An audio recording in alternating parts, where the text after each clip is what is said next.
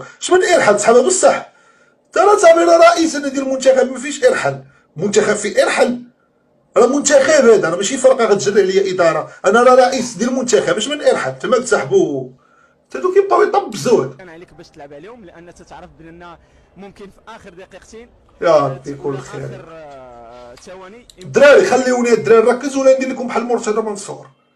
دابا حتى لدابا راه باقي داير فيها بانكس، راه غندير لكم فيها مرتضى منصور وغادي نعربط عليكم. خليوني غادي مع المنتخب ديالي ومركز باقي الماتش جاي الدراري، ما تفقسونيش اصاحبي.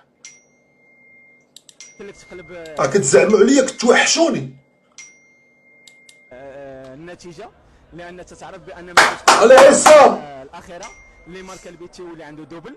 فبالنسبه لنا كون سجلنا اليوم هدف ديال ضربه جزاء فبغى يبقى شتي الماتش جاي ربحنا خاص الطاليان تخسر وخاص فاليون تربح ب5-1، تربح اوزباكستان. حنا باغي عندنا الحضور، حنا نرجعوا للحلاوه رشيد طاوسي، ونرجعوا للحلاوه ديال ليامات القحط، ليامات كالكيلاتريز. نرجعكم للحلاوه. سكتوا الفريق هدف واحد.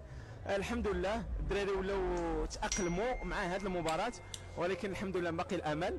باقي الامل اخويا. المباراه الجايه ان شاء الله ما خصها يكون فيها حتى شي خطا باش ان شاء الله نمشيو مدى البعيد.